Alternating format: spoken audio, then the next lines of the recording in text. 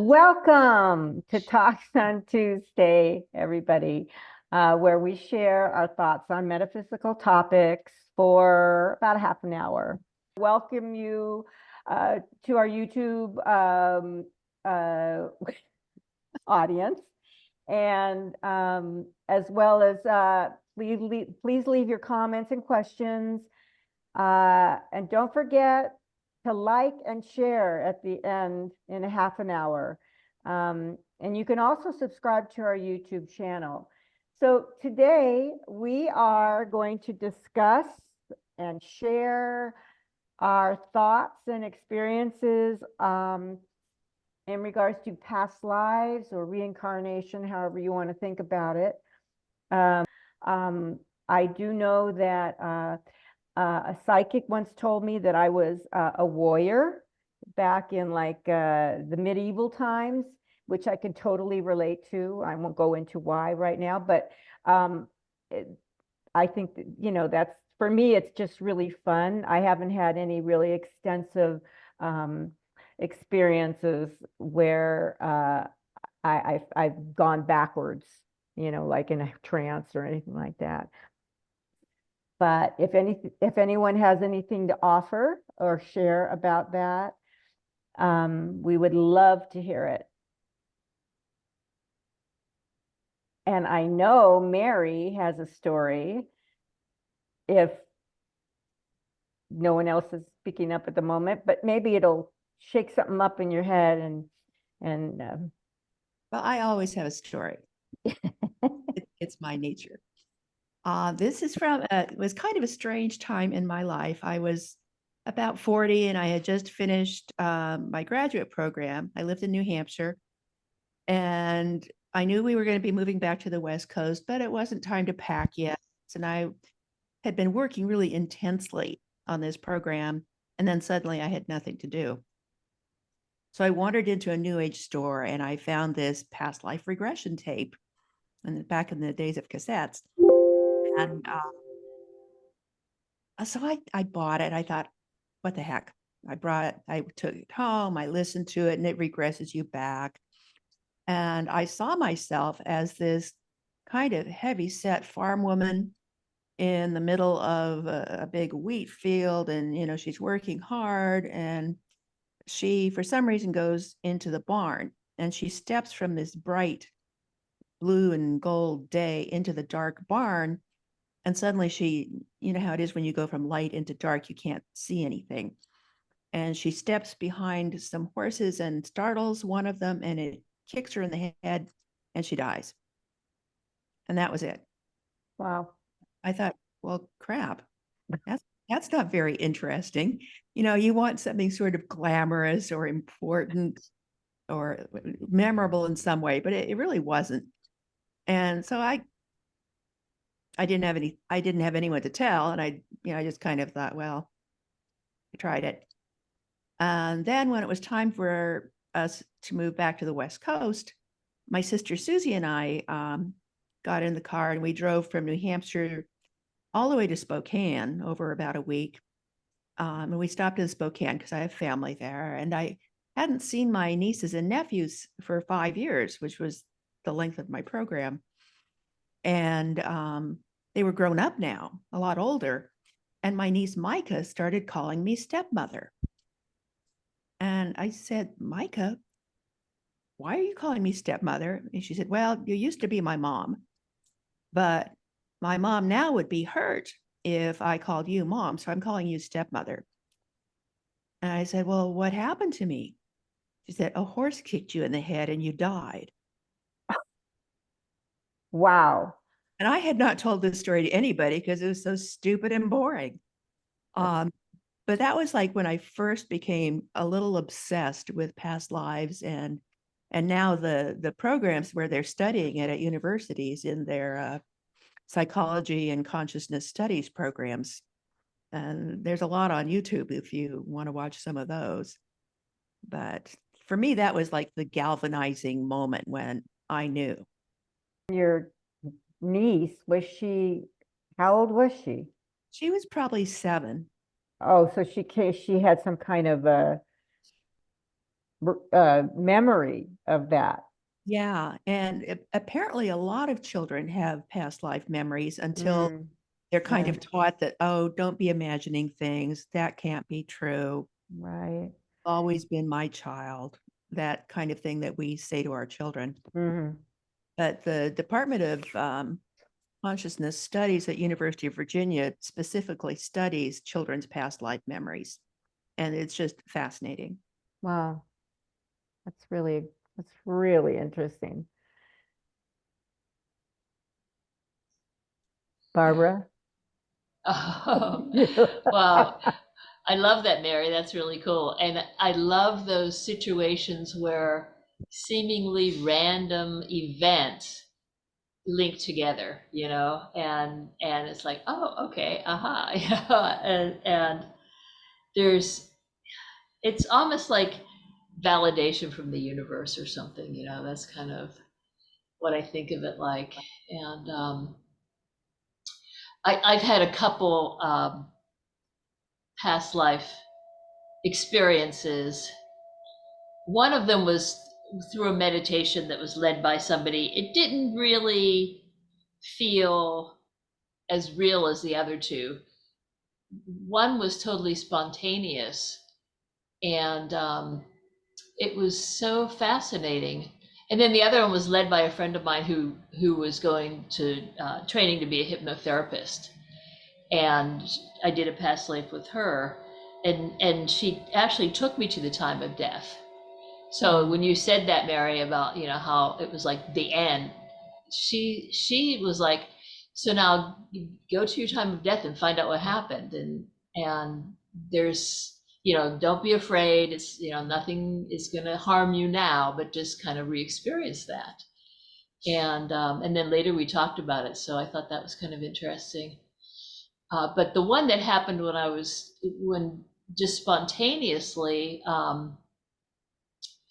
I was looking through somebody's eyes, and I was kind of in a dungeon that I later realized it felt like a dungeon, but it felt like I was above ground. So I later realized I think it was the Tower of London.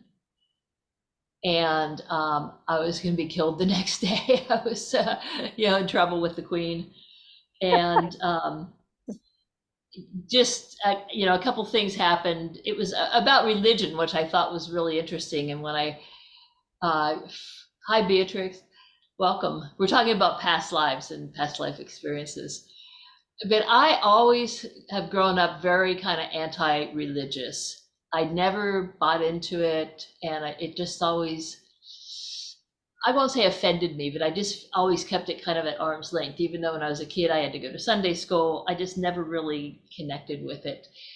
And then when I realized that this whole thing was around religion, it surprised me. But then I thought, well, maybe that's one reason why I don't like religion so much right now. That could be part of it. But during that event, this guy came in to talk with me, and he kind of looked like the Friar Tuck character in Robin Hood. He was dressed like that, and he wanted me to admit something. He told me if I admitted something to make the Queen happy, then she would spare my life.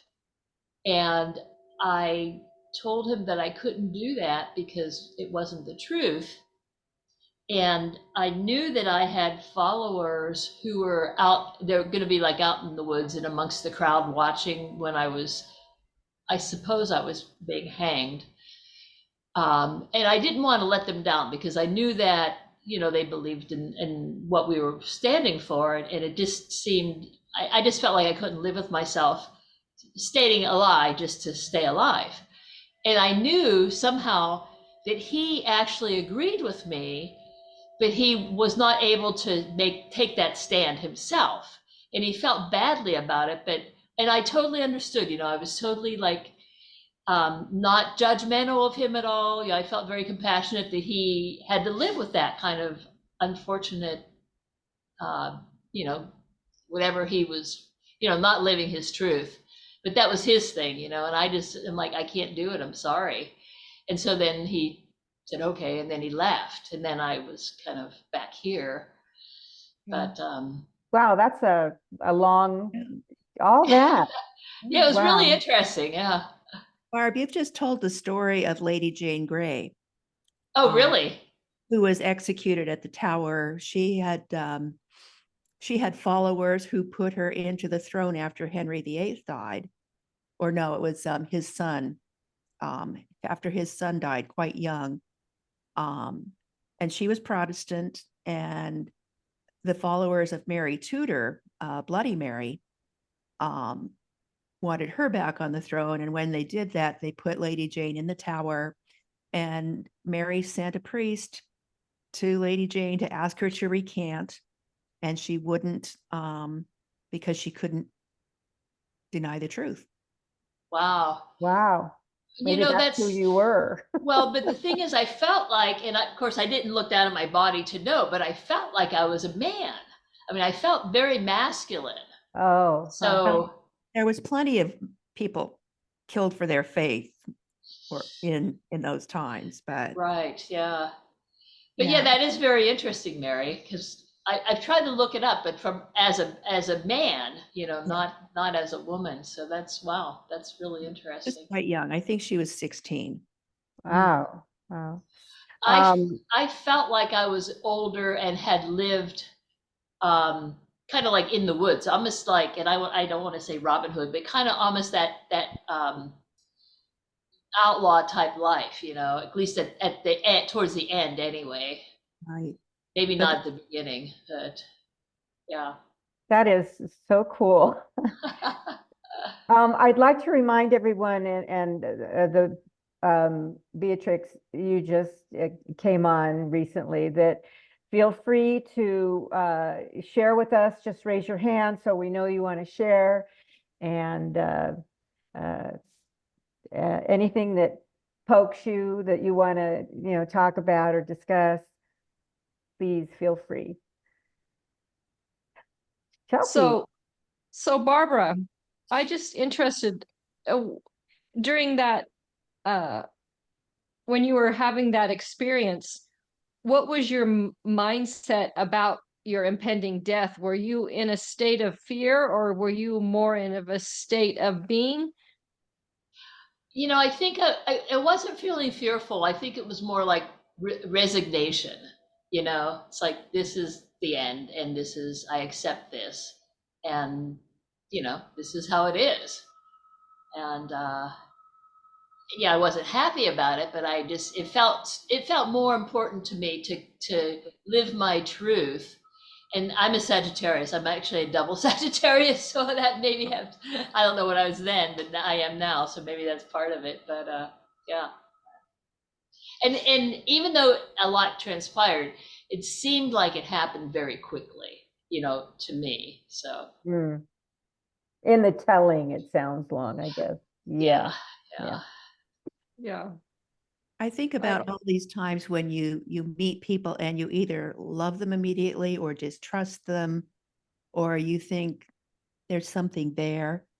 All of these emotions that come from out of the blue, that we don't have a real-time explanation for, maybe evidences as well. Yeah. That's a good point when you think about it. And now I want to be aware of that. But then again, for me, it's unknown. I can say, gee, I wonder if that has something to do with past life. But it's an unanswered question for me, Well, it's interesting that you brought that up, Mary. And again, I hate to kind of dominate the conversation, but my second past life experience that felt really real had something to do with that. When I was 13 years old, I was downtown Pittsburgh at an anti-war protest. This was back for Vietnam. And I was with a group of friends, and there were some people standing in front of us who were friends of the people I was with, but I didn't know them. And there was this guy standing in front of me, and I looked at his back, and something like just electrified, just like register. I'm like, who is that? And there was this connection that we had since then, and that was probably like 1967 or 68, until he transitioned in 2005. And we had this really, I'd say, unhealthy, kind of bizarre relationship, but we couldn't get away from each other, but we couldn't really be together either. And there's a movie called with Kenneth Branagh and Emma Thompson. I know what it is. Yes, Live Again or Dead Again. Dead Again, yeah. And that movie reminded me so much of my relationship with this guy, and I wanted him to be hypnotized because when my friend was going through this hypnotherapy school and we did a past life regression, it turns out that he and I lived in the Southwest, and we were like miners, maybe like in Nevada or California or someplace, and we were partners in some kind of mine, and I ripped him off, and then at the point of death, he shot me. We were in town, maybe in San Francisco or something. I was trying to sell the gold, and he came up and shot me in the back, and he got my lung, and I think I bled into my lung is how I died. And so anyway, that was kind of like the end of that relationship between he and I. And then we met again when I was 13, he was 12, and kind of just tried to pick it up. And I wanted him to go through hypnotherapy so we can try to resolve things, but he wasn't willing to be hypnotized. So Were you a man in that other? I was, scenario? yeah. Okay. And There you go. so when I was a little kid, I used to go out in my backyard and play this game just by myself, that I was traveling across the country with my family, like in a wagon train. And that I was somehow booted out the back, fell off, and they went on, and I was just like left there. And then it kind of ended, and I think I was like picked up by some natives or something, but I don't really know. And it just was like this tiny little story that I would play over and over again. And then eventually I grew out of it, and I never really thought about it again until, like you, Mary, I started like being involved with this, researching past life stuff.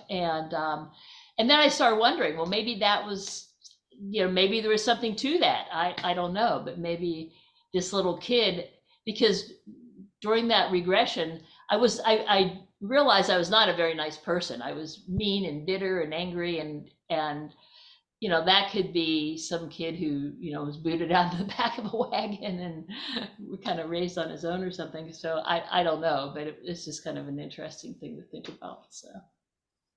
Yeah. Well, in addition to memories, I think a lot of us have been places where we felt that we were there before. Deja vu. Tracked into a certain geographic area. Yeah. How about the rest of you? Do you have any connection to certain periods or geographic areas? Well, yeah, that reminds me of I was a tourist in Boulder, Colorado, and I went into like an old Victorian house that had, you could walk through it in like as a tour, and it was actually belonged to the city now, the city of Boulder. But I had a strong connection to that house in Boulder, and it was painted similar to the house that I had built here in Idaho, and picked a paint color. And then one of my family members, my mother, painted a watercolor of it. But I think I told this story to you and before, Mary, and maybe Barbara and Julie, but I'm going to go back. If I'm ever in Boulder again, I'm going to go back to that house. Yeah. Yeah, that's very interesting. And it reminds me that I too had, and I might have mentioned it to you guys briefly. When I was in Italy, when I was 19 in Rome, we visited the catacombs. I don't know if anyone's ever been there, but it was the strangest feeling, because also I was not very, I wouldn't say I was really aware of supernatural or spiritual or anything like that, but I had the weirdest feeling of connection that I felt really comfortable in the catacombs, and they're underground, and they were like levels where the bodies were placed, I guess, and old. And here I felt this sort of peace and comfort. So I don't know what that means, but that was my connection in that way. Yeah. So Yeah, that's so anybody cool. else? Oh, hello, Cecilia. I didn't see you. Welcome. Yeah. Well, I think maybe the most extraordinary or out of the ordinary experience that I've ever had was seeing an angelic being around me. I was at the energy psychology conference in Toronto, and I'm not a psychologist, and I was also not really an energy healer at that time. I was exploring, and someone was doing a demonstration of therapeutic touch, which is off the body as well. And the person who was working with me was behind me and did whatever she had to do with her hands, etc. And while I was sitting there, kind of on a little stool, I saw the arc of these arms, which were easily 10 feet in width, doing, the movement of the wings behind me. And it really felt quite unnerving. And I asked her after she was finished, I said, is it usually normal, or is it something which often happens that there's another presence other than you here? And she didn't, deny that that was odd or anything, but I said, because I definitely saw in my peripheral vision and felt the presence of this being that was easily 10 feet tall. I just thought, well, there we go.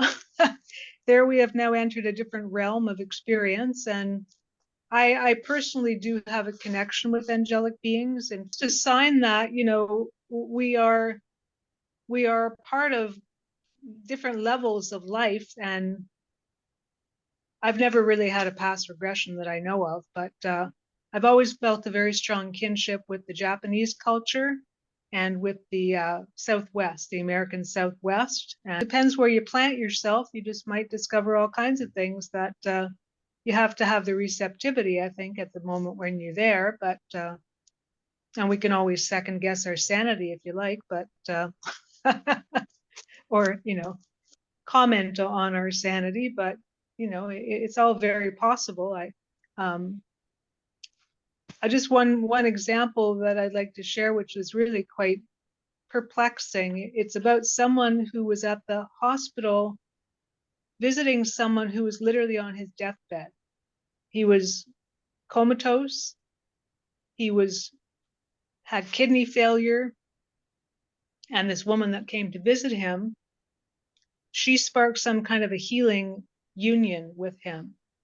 And they wound up getting married, and he wound up healing from this place of literally being that close to the edge of death.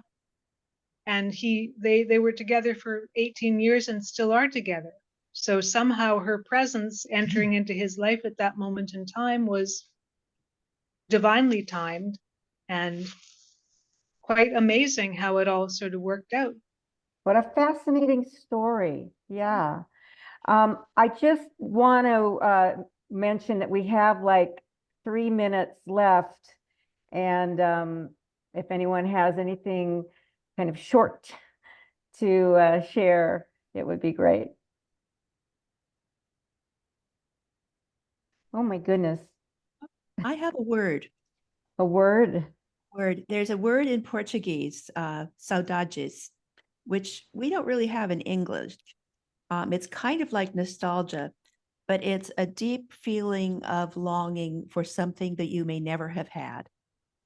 And it overcomes you, and you think, why am I feeling this way? I've never been to XYZ, but I feel this, and I love that word saudades.